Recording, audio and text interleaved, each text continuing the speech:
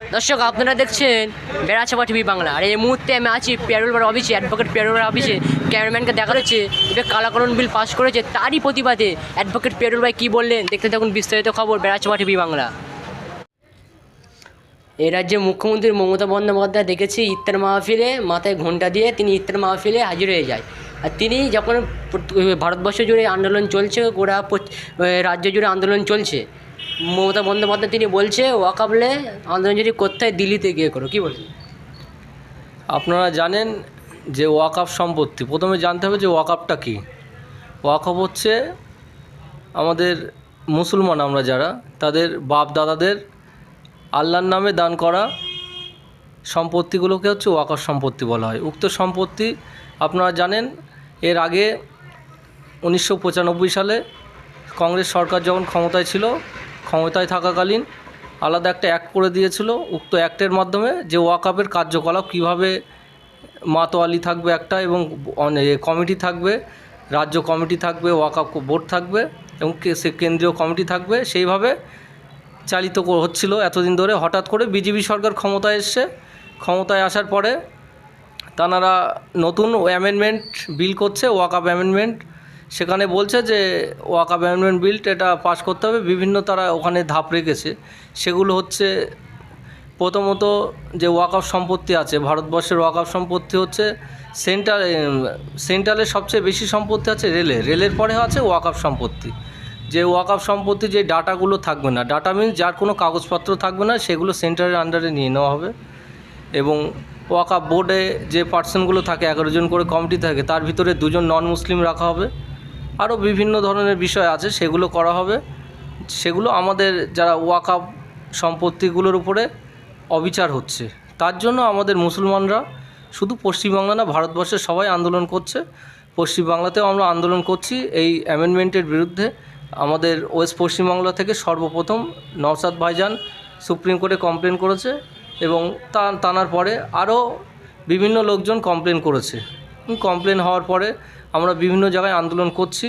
আন্দোলন করাকালীন এমতো অবস্থায় হঠাৎ করে কিছুদিন আগে দেখলাম দিদি বলছে যে ওয়াকফ আন্দোলন এখানে করা হবে না, পশ্চিমবাংলায় করা হবে না, দিল্লি করেছে, ওটা দিল্লিতে গিয়ে আন্দোলন করো। দিদির কাছে আমার একটাই বার্তা, যে এখানে ওয়েস্ট বেঙ্গলে 30%-এর উপরে মুসলিম আছে, এটা কিন্তু ফ্যাক্টর হয়ে দাঁড়াবে। তা আপনারা আমাদেরকে দেখছেন না, আমরা ওয়াকফ আন্দোলন এখানে করতে পারবো না, দিল্লি গিয়ে করব। 26শে বিধানসভা ভোট আসছে আগামীতে, আপনারা সবাই জানেন।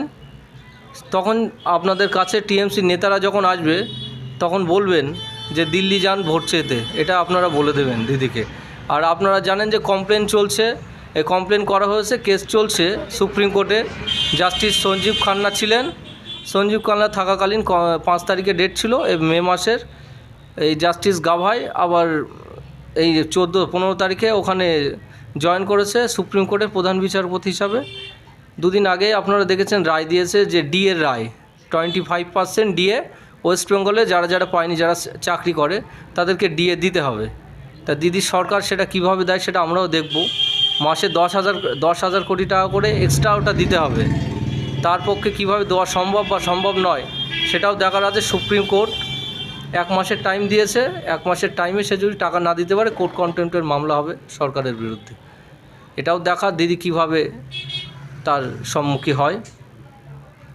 আমরা দেখেছি পিজ্জাদা নওশাদ সিদ্দিকী ভাইজান শিয়ালদা থেকে ধর্মতলা একটা মিটিং দেখেছিল ওয়াকফ বিল নিয়ে, আর ভাঙর থেকে অনেক লোক আসছিল, তাদেরকে আটকে দিয়েছে এই রাজ্যের পুলিশ, মুখ্যমন্ত্রীর পুলিশ, তাদেরকে বেধড়ক মারধর করেছে। ওয়াকফ বিল নিয়ে তো আন্দোলন হচ্ছে, তা দিদি দাদার কি সেটিং আছে?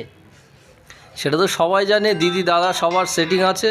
এরা হচ্ছে, দিদি হচ্ছে আরএসএসের লোক, দাদাও আরএসএসের লোক, এরা হচ্ছে ভাই বোন, এদের সবই সেটিং আছে। দাদা উপর থেকে যেভাবে ইনস্ট্রাকশান দিচ্ছে, দিদি সেইভাবে ইনস্ট্রাকশানটা পালন করছে। এবং দাদা বলে দিয়েছে যে আন্দোলন যাতে দমাতে হবে যেমন করে হোক, দিদি সেই কথা শুনে এখানে আন্দোলন করতে দিচ্ছে না। এবং আন্দোলনের বিরুদ্ধে উনি সোচ্চার হচ্ছে, বলছে যে আন্দোলন করবে আমার ছাড়া খারাপ কেউ হবে না। এটা কেন বুঝতে পারছি না।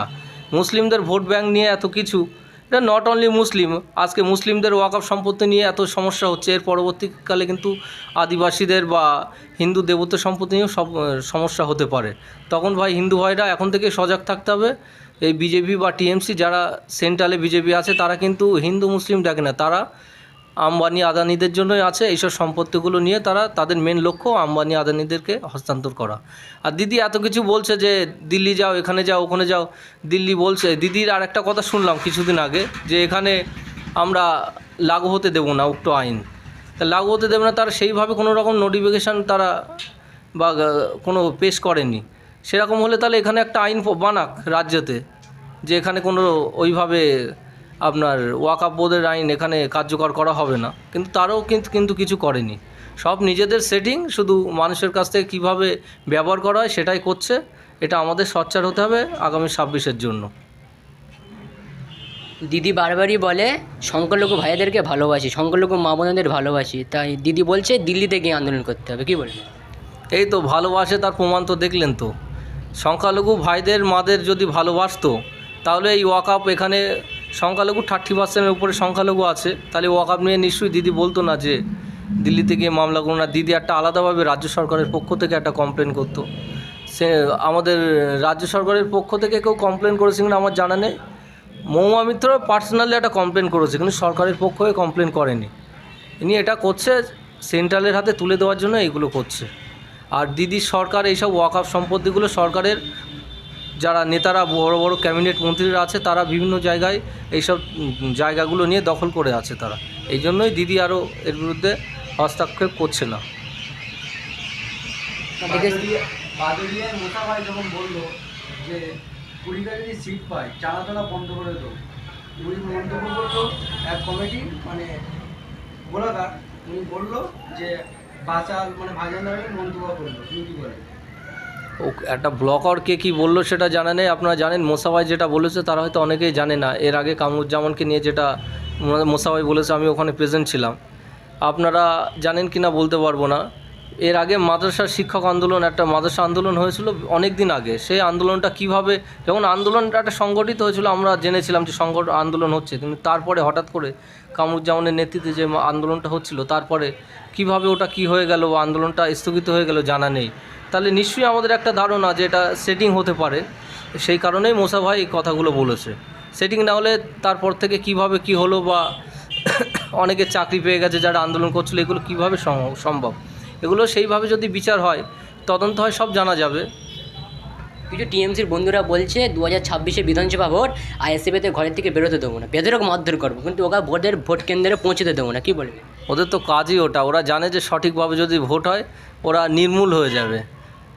টিএমসি এবং বিজেপি, যাদেরকে বিজেমূল বলে, টোটালটাই নির্মূল হয়ে যাবে সঠিকভাবে যদি ভোট হয়। তারা একটাই ভয় পাচ্ছে যে মানুষ যদি আইএসএফকে ভোট দেয়, তারা যদি ক্ষমতায় না আসতে পারে, এটাই ভয় পাচ্ছে যে ক্ষমতায় না আসলে তাদের কী হবে আপনারা জানেন।